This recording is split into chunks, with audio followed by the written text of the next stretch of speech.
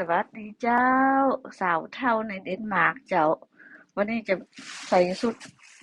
หนาวมั้งล่ะนี่จะลืมถุงมือเจ้าไม่ได้ถุงมือเวลาเข้าไปทางในบ้านเจ้าหมามันจะวิ่งตัวเย็นเจ้ามา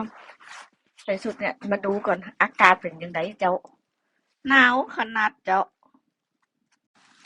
ดูพอเอาแต่เจ้าพอดูหิมะทั้งนั้นพอเต็มรถพอละที่หลังคารถเจ้าหิมะถล่มไอ้เดนมาร์กแล้วเจ้าพอดูยังไม่ได้ไปกวดเลยนะ ยังไม่ได้กวดหิมะจ้ะนี่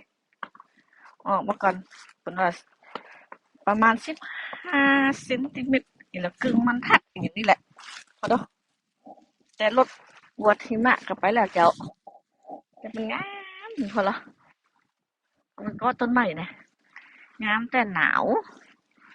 แล้วก็มันลื่นมันยังหวานเนาะนี่เป็นรถไอ้เวลารถแท็กเตอร์รถไถเป็นไถ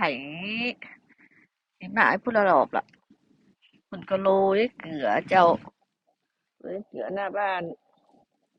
เอาดอกหอมติดไอ้ต้นใหม่เกาะต้นใหม่เจ้าอันนั้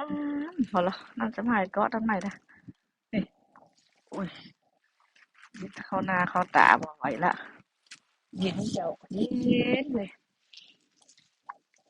เอาดอกโรงเรียนบางปีกับปิดนะเจ้า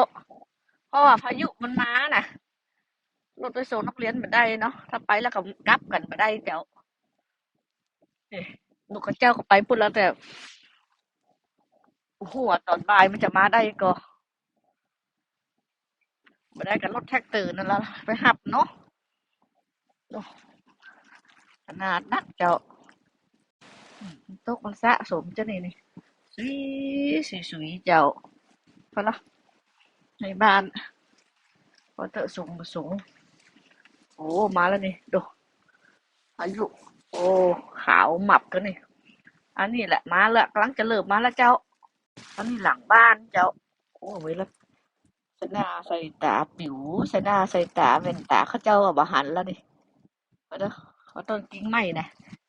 ก็กิ่งใหม่เจ้างามพอเด้อขาวปิ๊บหนาวเจ้าหนาว